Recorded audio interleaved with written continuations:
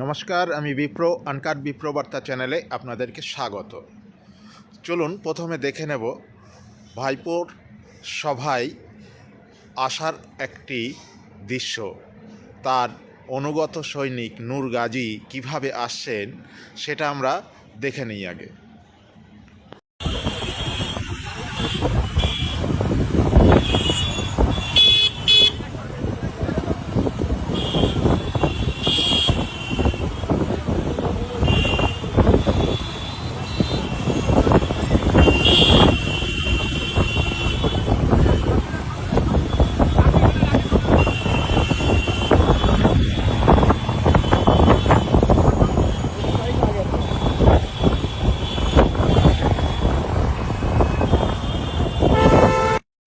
দেখলেন বা পাশের স্ক্রিনে এখনও দেখতে পাচ্ছেন, বাসন্তী থেকে বারুইপুরে গতকাল যে র্যাম্প শো হয়েছে ভাইপো অভিষেক ব্যানার্জির, সেই র্যাম্প শোতে তার অনুগত সৈনিক গুন্ডা নূর গাজী বাসন্তী থেকে বারুইপুরে প্রায় ৪৫ কিলোমিটার রাস্তা আসছে গাড়ির বনেটে করে।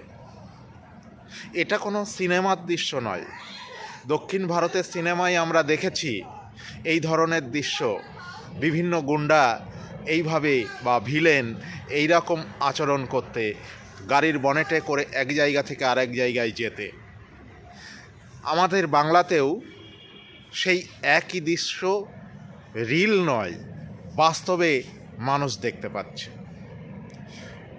সন্ত্রাস বাহিনী যখন তাদের শাসন কায়েম করে, সরকারের হাতে যখন তাদের নিয়ন্ত্রণ থাকে না, অর্থাৎ পুলিশ মন্ত্রীর হাতে এখন কোনো নিয়ন্ত্রণ নেই, চলে গেছে সব এই রকম গুন্ডা বাহিনীর হাতে। তাই আমরা দিকে দিকে দেখি বিভিন্ন বিধানসভা, বিভিন্ন পাড়াতে এইরকম ছোট ছোট মুখ্যমন্ত্রী যাদের নেতৃত্বে সেই এলাকা চলে। যেমন আমরা সন্দেশখালিতে দেখেছি শেখ শাহজাহান বাদশাহ সেজে ঘুরে বেড়াতে, সে বাদশাহ হয়ে গিয়েছিল, এখনও জেলে বসেও সে তার এলাকাকে শাসন করছে। ঠিক এরকমই বাসন্তীতে নূর গাজী, কোথাও আরাবুল মোল্লা, কোথাও শওকত মোল্লা, কোথাও জাকির হোসেন, এরকম অলিতে গলিতে এরকম ছোটোখাটো মুখ্যমন্ত্রী তৈরি হয়েছে, যাদের কথাই সেই এলাকায় শেষ কথা, যাদের ওপরে পুলিশের কথা বলার ক্ষমতা নেই, পুলিশের কোনো নিয়ন্ত্রণ নেই। এই নূর গাজীও তাই বাসন্তী থেকে বারুইপুরে গাড়ির বনেটে চেপে চলে আসতে পেরেছে, কেউ কোথাও বাধা দেয়নি, এবং তার পেছনে তার বাহিনী এসছে, বাইক বাহিনী। এখানে বাধা দেওয়ার কিছু নেই, আইনের শাসন এখানে নেই। আইন এই সমস্ত এই নূর গাজী, শেখ শাহজাহানের হাতে, এরাই এই আইনকে নিয়ন্ত্রণ করে। তাই সাধারণ মানুষ এদের জন্য অতিষ্ঠ। 2026-এর নির্বাচন সমীপে, এই নির্বাচনেও যদি এই সরকারকে বাংলার মানুষ ক্ষমতায় রাখে, তাহলে এই শেখ শাহজাহান, নূর গাজী আরও হাজারো জন্ম নেবে, যাদের কথার ওপর কারোর কথা বলবার ক্ষমতা থাকবে না, কোনো নিয়ন্ত্রণ থাকবে না। তাই সাধারণ মানুষকে যদি বাঁচতে হয়, সাধারণ মানুষকে কঠিন সিদ্ধান্ত নিতে হবে।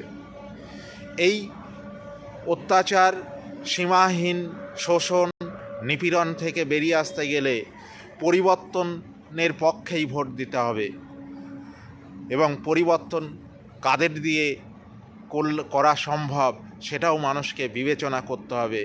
যেখানে সেখানে ভোট দিয়ে ভোটটা নষ্ট করে বকলমে তৃণমূলকে পুনরায় শাসন ক্ষমতায় বসানোর ভুলটা আপনারা করবেন না।